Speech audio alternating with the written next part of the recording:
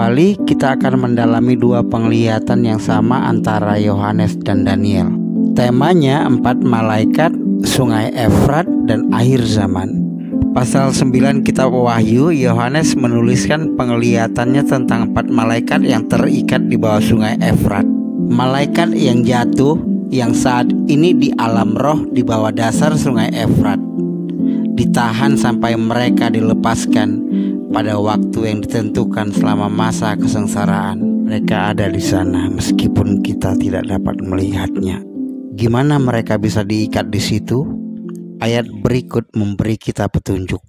Dan bahwa ia menahan malaikat-malaikat yang tidak taat pada batas-batas kekuasaan mereka, tetapi yang meninggalkan tempat kediaman mereka dengan belenggu abadi di dalam dunia kekelaman sampai penghakiman pada hari besar.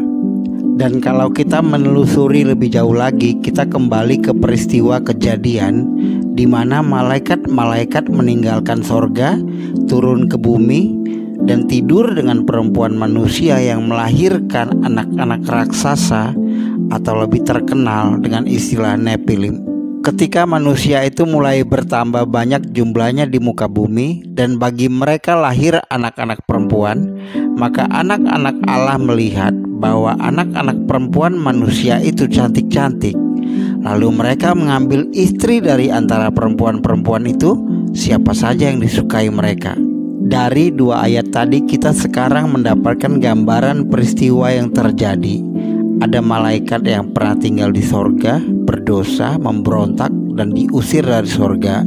Sekarang kita tahu bahwa 4 dari mereka diikat dengan rantai di bawah di alam roh sungai Efrat karena melakukan sesuatu yang bertentangan dengan habitat alami mereka, maksudnya tidur dengan manusia. Mereka pergi ke suatu tempat yang tidak diizinkan. Karena ini Tuhan telah mengikat mereka dan mereka dibelenggu. Mereka tidak bebas berkeliaran seperti setan. Keempat malaikat ini tidak bebas. Kita kembali ke sungai Efrat. Sungai Efrat disebut di Alkitab sebagai tempat lahirnya peradaban, di mana Adam dan Hawa ditempatkan di Taman Eden. Banyak komunitas teologi setuju sungai itu juga menjadi lokasi Taman Eden, di mana dunia dimulai, diyakini juga di mana dunia akan berakhir. Nama sungai yang ketiga ialah Tigris, yakni yang mengalir di sebelah timur Asyur. Dan sungai yang keempat ialah Efrat. Sungai Tigris dan sungai Efrat ini keduanya berlokasi di tepian Mesopotamia, Irak sekarang.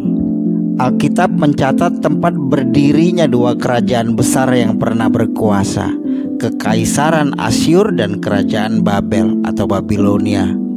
Alkitab menggambarkan Taman Eden begitu indah sehingga bila kita melihat gambar sungai Efrat sekarang, kering tandus, sulit bagi orang percaya bahwa itu adalah lokasi yang kita kenal dengan Taman Eden. Secara pribadi aku ingin menjawab pertanyaan orang-orang. Taman Eden begitu indah, Efrat sekarang terlihat kering dan tandus. Kalau kita membaca Alkitab dengan detail dan meminta hikmat, kita diberitahu kenapa seluruh penampakan yang tadinya indah diyakini sebagai lokasi Taman Eden sekarang itu tidak seindah yang dibayangkan sekarang. Kenapa? Jawabannya, karena begitu Adam dan Hawa berbuat dosa, tanah dikutuk oleh Allah. Bumi ini dikutuk. Lihat, ngeri kan kalau Allah murka. Lalu firman-Nya kepada manusia itu, karena engkau mendengarkan perkataan istrimu dan memakan dari buah pohon yang telah kuperintahkan kepadamu, jangan makan daripadanya, maka terkutuklah tanah karena engkau. Dengan bersusah payah engkau akan mencari rezekimu dari tanah seumur hidupmu. Walau sisa keindahan alam dunia ini masih terlihat, tanah di bumi ini sudah dikutuk. Bayangin seberapa indah dunia ini yang diciptakan Allah sebelum tanah dikutuk. Nah, mari kita lihat nubuatan Daniel dan Yohanes kaitan dengan sungai Efrat, 4 malaikat dan akhir zaman. Penglihatan Daniel. Dalam penglihatan Daniel, dia menerangkan mimpi Raja Nebukadnezar, Raja Babilonia pada waktu itu, akan datang 4 kerajaan yang akan menghancurkan seluruhnya. 4 kerajaan ini memberitahu kita tentang 4 malaikat ini akan dilepaskan menuju perang akhir zaman, Armageddon, yang kemudian setelahnya bumi baru akan datang. Nah, sekarang kita bandingkan dengan penglihatan Yohanes. Dan berkata kepada malaikat yang ke-6 yang memegang sangkakala itu, lepaskanlah ke-4 malaikat yang terikat dekat sungai besar Efrat itu. 4 malaikat ini adalah 4 kerajaan seperti yang dinubuatkan Daniel.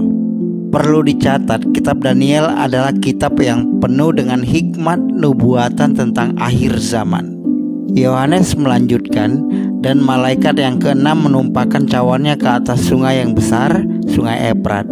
Lalu keringlah airnya, supaya siaplah jalan bagi raja-raja yang datang dari sebelah timur. Sungai Efrat dikeringkan untuk memberikan jalan, sama seperti nubuat Yesaya.